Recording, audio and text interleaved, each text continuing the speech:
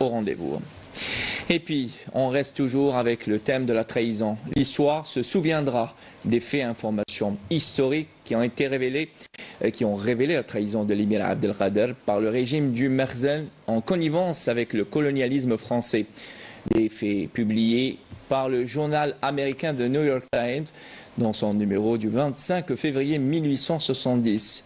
Aujourd'hui, cette affaire qui continue de hanter le Merzem a été abordée par les deux quotidiens algériens, à savoir Al-Khabar et Le Soir d'Algérie, qui sont revenus sur les faits de cette trahison, qui ont prouvé par la suite que ceci n'était pas la prouesse du colonisateur français, mais plutôt la trahison du sultan du Maroc, Hassan Arab. Retour sur ce scandale et cette trahison dans ce compte-rendu.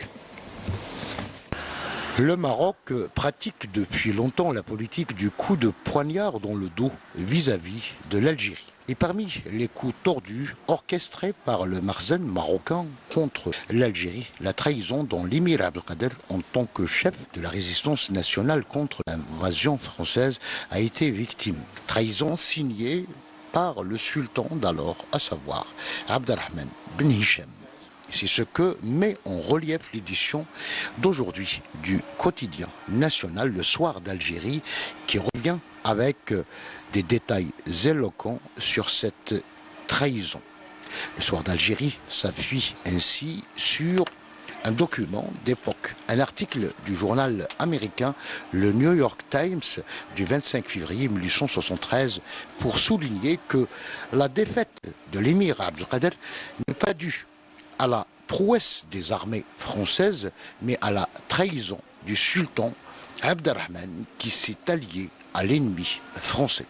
Ainsi, le sultan, à l'époque, a poussé de nombreux partisans de l'émir à le déserter avant de le chasser par la force au-delà de la frontière. En 1844, peut-on lire également sur les colonnes du Soir d'Algérie, le sultan Abderrahman a conclu avec la France coloniale un accord, le traité de Tanger, qui stipule dans tous ses articles clairement l'engagement du Merzem à pourchasser l'émir Abdelkader et à le combattre par toutes les forces.